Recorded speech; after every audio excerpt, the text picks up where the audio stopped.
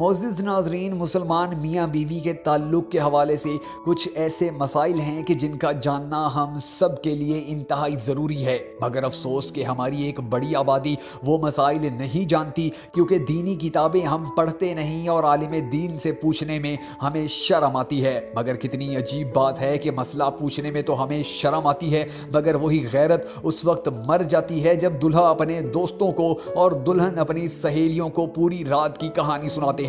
خیر، ہماری یہ ویڈیو آپ سنبھال کر رکھیے گا اور اپنے دوستوں اور عزیزوں جن کی شادیاں ہوں انہیں تحفے کے طور پر اور علم دین کی سر بلندی کے لیے ضرور دکھائیے گا۔ ہمیں یاد رکھنا چاہیے کہ شادی سے پہلے میاں بیوی اور اولاد کے حقوق کے مسائل سیکھنا ہر مسلمان مرد عورت پر فرض ہیں۔ حضرت سیدنا جنید بغدادی رحمۃ اللہ علیہ فرماتے ہیں کہ انسان کو صحبت کی ایسی ہی ضرورت ہوتی ہے جیسے غذا کی، کیونکہ صحبت دراصل بیوی کی طہارت کا سب سے بڑا سبب ہے۔ اسی طرح حدیث پاک میں بھی آتا ہے کہ جس طرح حرام صحبت پر گناہ ہے، اسی طرح جائز صحبت پر نیکیاں بھی ہیں۔ جب شوہر اپنی بیوی سے صحبت کا ارادہ کرے اور بالخصوص شادی کی پہلی رات اور اس کے بعد جب بھی، تو اس کو چاہیے کہ چند آداب و طریقہ کار کے مطابق عمل کرے۔ انشاءاللہ شیطان کی مداخلت سے وہ دونوں میاں بیوی مکمل طور پر محفوظ رہیں گے۔ صحبت سے پہلے اگر میاں بیوی 10 مرتبہ اللہ اکبر اور سورہ اخلاص 1 مرتبہ پوری پڑھیں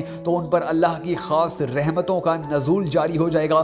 یاد رکھیے، دین اسلام میں صحبت کے وقت بات کرنا مکروہ ہے، اس سے بچے کے توتلے ہونے کا خطرہ بڑھ جاتا ہے۔ اسی طرح عورت کی شرمگاہ کی طرف نظر کرنے سے بھی بچنا چاہیے کہ اس سے بچے کے اندھا ہونے کا امکان ہوتا ہے۔ اس کے ساتھ ساتھ بالکل برہنہ ہو کر بھی ہم بستری یا صحبت نہیں کرنی چاہیے، ورنہ بچے بے حیا پیدا ہوتے ہیں۔ نئے شادی شدہ جوڑوں کو چاہیے کہ کمرے میں 0 پاور کے بلب کا اہتمام ضرور کریں، اور اگر کپڑے بالکل اتار کر ہم بستری کرنی مقصود ہو تو ایک بڑی چادر دوران ہم بستری اپنے اوپر اوڑھ لیں تاکہ پردہ پوشی ہو سکے۔ بالکل ننگے ہو کر ہم بستری کرنا گدھا گدھی کی طرح جفتی کرنا کہلائے گا، جو کہ شریعت کے نزدیک ناپسندیدہ عمل ہے۔ ہم بستری کے وقت بسم اللہ شریف پڑھنا سنت ہے۔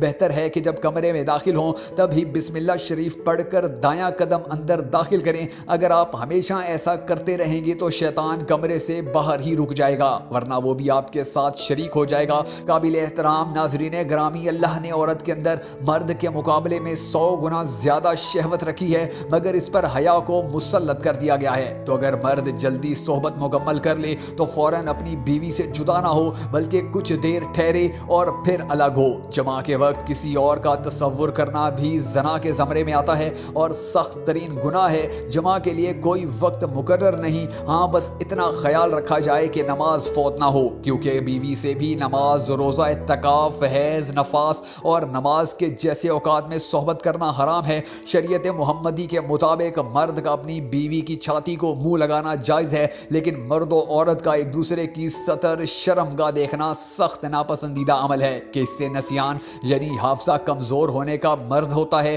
اور نظر بھی کمزور ہو جاتی ہے۔ آج کل کے جدید دور میں ٹیشو کا استعمال نہایت آسان و مفید ہے، اور صحبت سے پہلے اپنے قریب ایک پیکٹ ٹیشو کا رکھنا بہت بہتر ہوتا ہے۔ اگر میاں بیوی ایک ہی وقت میں دوسری مرتبہ صحبت کرنا چاہیں تب بھی سطر شرمگاہیں لازمی طور پر دھو لیں، اور بہتر یہ ہے کہ وضو کر لیا جائے، ورنہ ہونے والے بچے کو بیماری لگنے کا شدید خطرہ ہوتا ہے۔ جماع کے بعد اگر آپ کی خواہش ہو کہ آپ کا بیٹا پیدا ہو تو عورت کو فوراً دائیں پہلو کروٹ لیٹنے کا حکم دیں، اور اگر نطفہ قرار پا گیا تو انشاءاللہ لڑکا ہی پیدا ہوگا، اور اگر لڑکی کی پیدائش کا ارادہ ہو تو عورت کو بائیں پہلو کروٹ کا کہیں اور عورت فوراً بائیں کروٹ لے لے اور کچھ دیر لیٹی رہے تو انشاءاللہ لڑکی پیدا ہوگی۔ لیکن اگر اولاد کے حصول کا ارادہ نہ ہو تو مباشرت میں انزال کے فوراً بعد عورت سیدھی کھڑی ہو جائے۔ ہم بستری کے کچھ دیر بعد مثلاً کم از کم آدھا گھنٹہ بعد غسل کر لیں، اس میں صحت و تندرستی بھی ہے، اور مرتے وقت حضرت جبرائیل علیہ السلام کی زیارت بھی ہوگی۔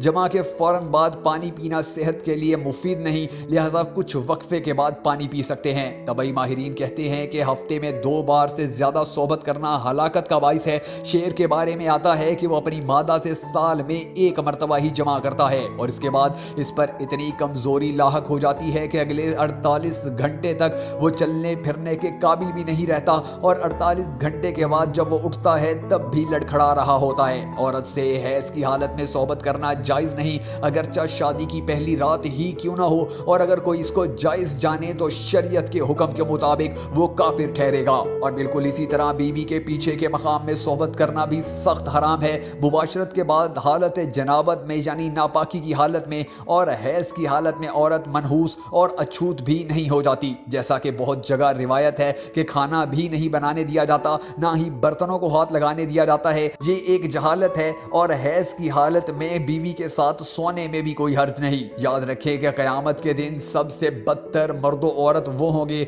जो अपने राज यानी पर्दे की बातें अपने दोस्तों को सुनाते हैं। औरत से जुदा रहने की मुद्दत 4 महीने है, इससे ज्यादा अपनी बीवी से दूर रहने को इस्लाम ने नापसंद किया है। इसके अलावा जो बच्चा समझदार हो उसके सामने सोहबत करना भी मकरूह है। नाज़रीन ग्रामी, ये थे वो चंद हकाइक जिनका जानना आज के मुस्लिम नौजवानों के लिए इंतहाई ज़रूरी है। अगर आपको हमारी ये वीडियो पसंद आई हो तो नीचे मौजूद लाइक के आइकन को ज़रूर प्रेस कीजिएगा, और अगर अब तक आपने हमारा चैनल सब्सक्राइब नहीं किया तो वो भी ज़रूर कर लीजिए।